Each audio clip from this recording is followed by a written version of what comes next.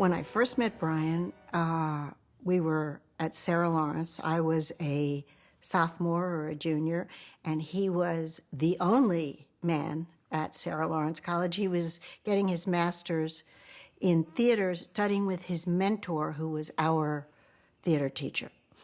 And so we were in a classroom together, and it was Wilfred Leach, who was our teacher, and there suddenly was this dark fellow. We were all kind of sitting around on the floor in this particular class. And then we went on to do productions together, and he wrote plays and he made movies, and we all worked together for a few years, and he actually made a movie. I don't know where this movie is now, but it was called Jennifer. I wish everybody would stop treating me like the baby of the family, and I wish someone would listen to what I have to say. I'm sorry, what did you say? After that, I did Wedding Party with Brian.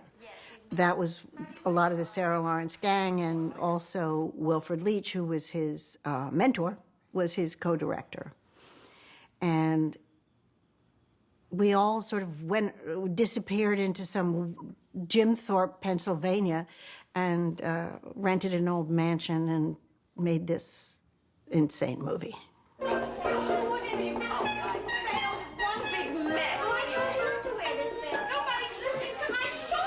I went to high school in New York, to the High School of Performing Arts, and then I went on to Sarah Lawrence, and I was in the theater department. And after I left, I became an editorial assistant in order to avoid going into acting, and then felt the call, I guess, and went back to it a year or two later.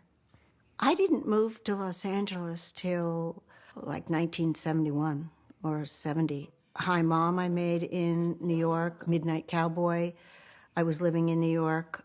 Brewster McCloud, I was living in New York. Margot and I had a mutual friend, and I was testing for a movie. I was still living in New York and dreaming about moving to LA, and I had come out to test for this movie and visit my girlfriend, Jill Clayburgh, who was in Othello at the Mark Taper. And I was testing for the movie Fat City with John Huston as director, and there were three actresses. One was Candy Clark, one was Margot Kidder, and one was me.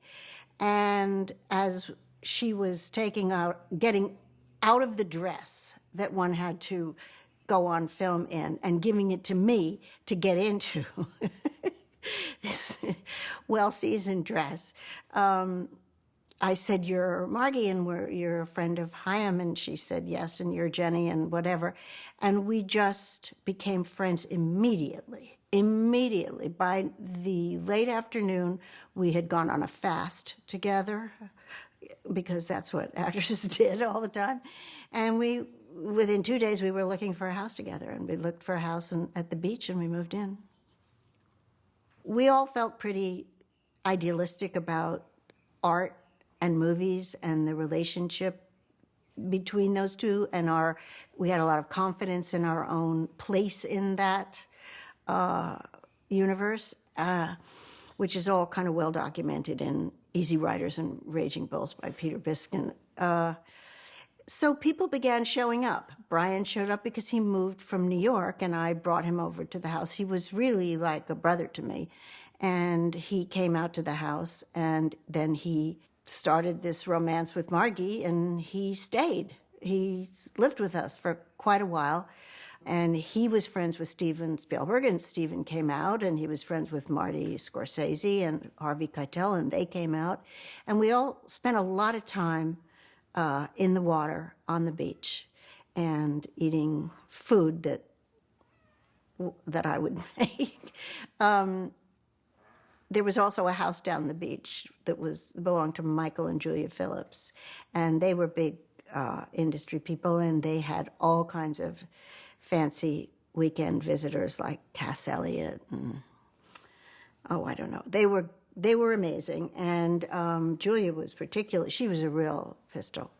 And so we sort of combined lives. We were just a few houses apart, and we ate a lot of meals together, and our gatherings ended up at her house, and hers ended up at our house. And Paul Schrader was around, and Paul Schrader and Brian would cook up movies sitting on the mattress that we covered in an Indian bedspread and called a couch. And everybody was dreaming up movies. Marty was writing, he was about to make Mean Streets. He cast one of the parts, Amy Robinson, because had come out to visit. So it was things were happening there all the time, and none of us really thought anything special was happening. It was just, we were living our lives, and what happened, happened.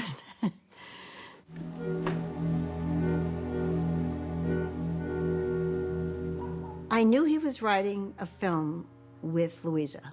Louisa Rose was part of the drama department at Sarah Lawrence, and she was a writer. She wasn't an actor, but she wrote plays, and she and Brian are actually the ones who collaborated on writing Sisters. The great story about that script is that we all had Christmas together, and we all got each other presents, and on Christmas morning, we all came downstairs and gathered around the tree, and Brian gave Margie a present, and he gave me a present, and it was the script. And he said, we're shooting in April. Surprise. We knew nothing about it. We had no idea. So it was, it couldn't have been better. It couldn't have been better.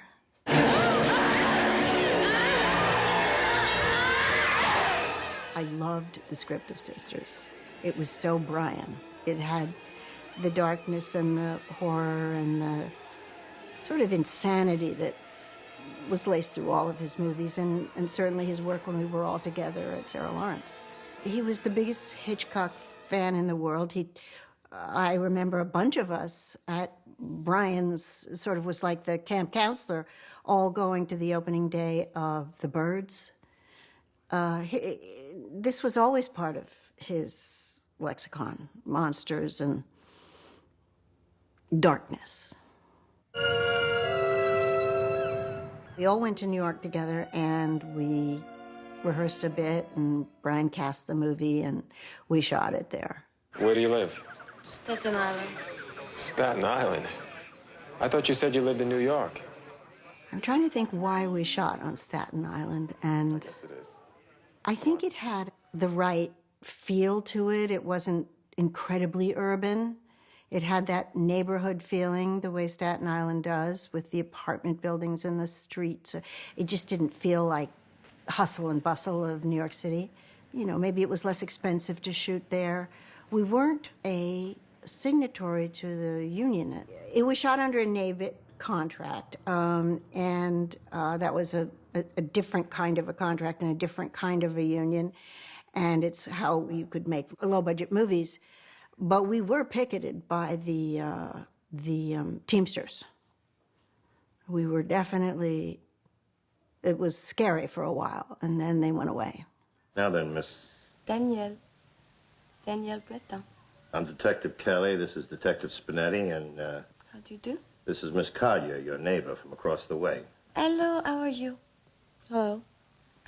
That's something Rehearsing very- with Brian was just sort of reading through the scenes and him being comfortable with the way you were attacking it. And I don't recall anything on Sisters where any of us were much confused about it. It seemed pretty straightforward, and he seemed happy with everything we were doing. I don't recall any big rehearsals.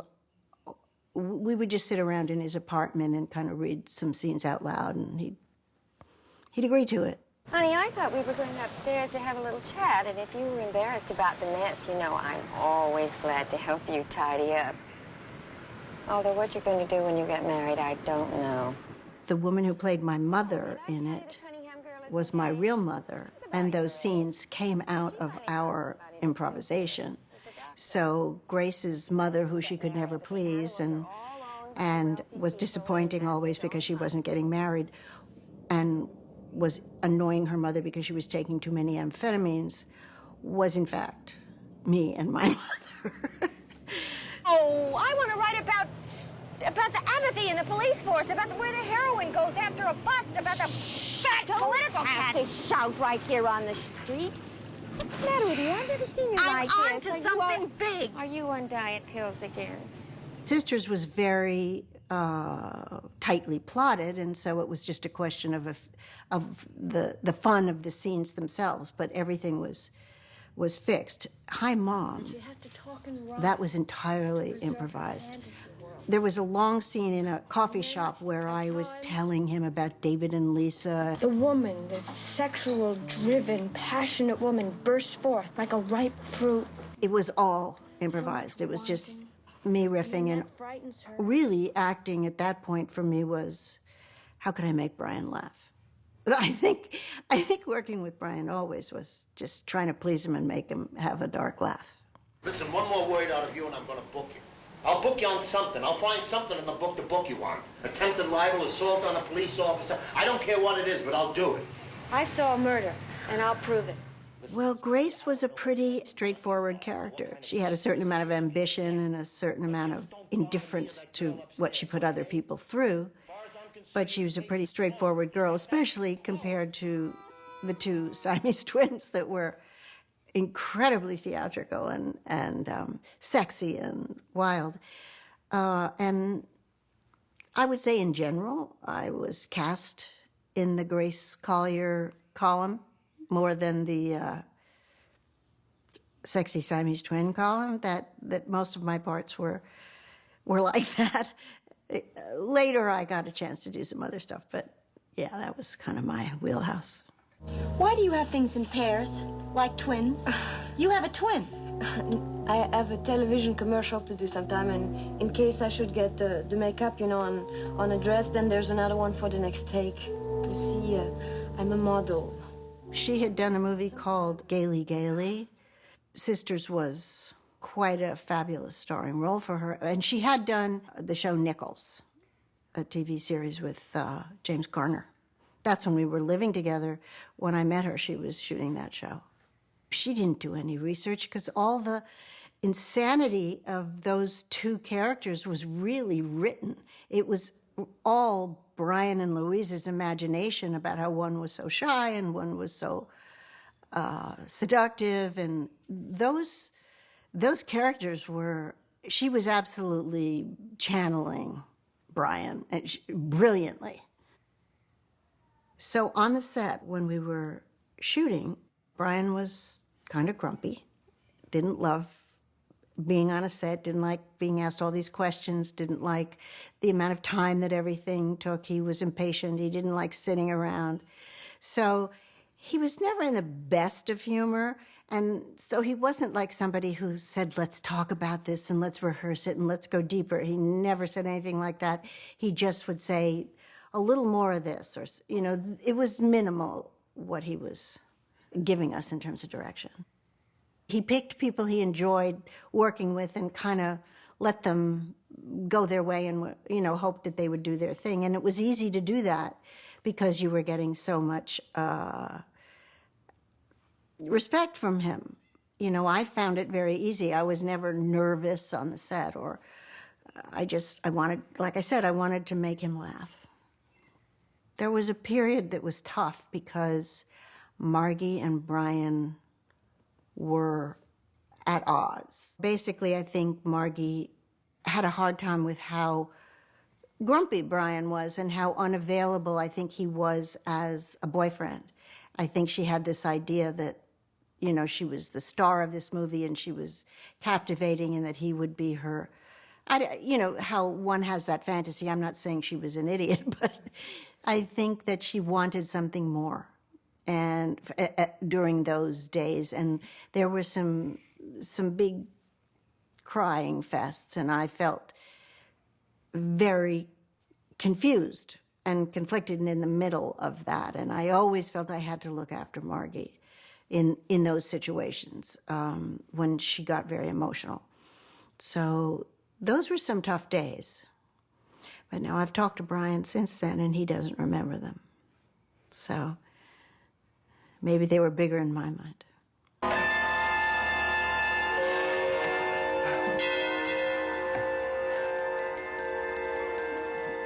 The split screen stuff in Sisters, if I'm not wrong, I hope I'm not wrong, I don't remember ever seeing split screen before.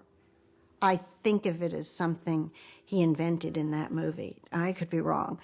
But, and we had never seen it before, and we were little bratty actresses, and, you know, this is so boring, and this is taking so long, and everything was in such tiny little pieces. And it turned out so great, so cool. Coordinating what was going on downstairs in the lobby with me arriving and the police and Dolph Sweet and all that, and then Margie upstairs with Bill Finley. They had to happen at the exact same time. So there was a lot of coordinating. What did they call you? I can't remember that. Try to remember what they called you. Go away, please. You can remember. I can't remember. You can remember. Look at me. No. Look at me. I was there for the scene with the freaks. That was the first day of shooting. What did they call you? It was so crazy with these people, the Lobster Man and Eddie the Giant and the twins, the dancing Siamese twins. It was an amazing group of freaks who came up from Florida, where they lived in the winter when they weren't out with the circus. And it was very bizarre and very surreal, and I think I didn't even know how to react. I couldn't get upset. I couldn't think it was funny. I didn't think it was... I just didn't know what to think. I think I just completely shut down because it was so bizarre, and the choreography was so complicated and demanding. How the camera moved and how we moved and among each other. Did you know that the germs can come through the wires? I never call and I never answer. That's a good way to get sick. Very, very sick. That's how I got so sick. Someone called me on the telephone! I think all of Brian's movies have a very serious wink in them. I can always hear him giggling in his dark way. They were very funny, and people were very funny to him, and nothing... He was not interested in deep, real, natural scenes between people. He couldn't have been further away from that. It was the theatrics, and it was the humor, and it was the satire that completely ruled his sense of drama. Don't you remember you realized you could have no home, no husband, no children, no baby? Yes, I remember that. Bill Finley was a bit of a muse for Ryan, I think. He was a very odd, creative, strange presence. He himself was just a very sweet and very intelligent guy and very creative. But something happened to him as a performer where he went to very far out places, and it was the kind of places that Brian wanted to go. It was just a perfect match. So I knew Bill real well, and I also knew Dolph Sweet, and I knew Charlie Durning really well. In that case, I can pretend to be making an informal telephone No, you just survey. do your hand signals. If there's no one up there, I can charm the super into give me a pass key. No, you've got to make a wax impression. No one does that. There was a scene where we were in the truck together, and I'm sure we improvised it. I mean, we knew exactly what we had to do, and we had a great rapport. He was a real good friend. So it was just easy. We just did what we had to do, but it was fun. Grace has never deliberately told a lie in her life. You have to understand that she's just not quite herself. I'm fine. There's absolutely nothing wrong with me. All I know is there was no body because there was no murder. It was a great ending. It was completely bizarre and completely unexpected, and I think we improvised it. I didn't quite follow it. At first, it took me a while to understand exactly what had happened with Charlie Durning and the body and the moving. It was so it took me a while, but I did understand it by the time we did the scene. Like I say, it was a very odd, tense scene, but it was really great because my mother felt so real, and all of the stuff between us just felt like it was there and it wasn't hard to use it, but it was rich. The film, when it came out, my recollection is that it was a little bit disappointing. Not as, it wasn't as big a deal as maybe I had hoped, or it didn't feel like a whole lot of people saw it. It just, you know, people in the business saw it. I'd go for a meeting and they'd say, oh, you were great in Sisters, but that's what people say about your last job. So I didn't feel a big reaction to it, and I wished I had. And maybe I'm wrong, you know. Maybe it was a much bigger deal than my recollection. Maybe it was all about me at the time. I think it's become a classic and maybe more appreciated and more liked now than then. I think Brian was always a little bit ahead of the curve and ahead of his time, and so the whole horror satire genre that he worked in was very much his own and very original. And I think it wasn't until he had a large body of work that could be seen and understood and loved by all the straight people. You know, people in France got it because they had that sort of irreverent and predilection for the imagination of films and the individual filmmaker's voice and vision, but not so here. So I think it's later that people fell in love with the movie. I think Brian likes the ideas. I think he likes coming up with ideas. I remember him saying to me, I think I've retired. And then just when I think I'm done, I get an idea. And that's what spurs him on, whatever this thing is, you know, like this idea to do this film about a horror film about a Hollywood sexual predator. How could you not have that idea, you know, if you're Brian? And how could you not do that once you think of it, you know? That's just the way he is. Working on Sisters was great. It was fun, and it was like every time I worked with Brian, but you know, in a bigger way, in a more exaggerated way, in a better budget way. It was like working with your pals. It just didn't feel like you were doing something and the stakes were high and you had to look perfect and you had to say your lines right and your body had to be beautiful. It was just us. It always felt like that to me. And I don't know that everybody felt that way, but I always felt that way working with Brian, that it was just, we were having fun making his insane point of view our own and bringing it to life. And it felt very natural to me.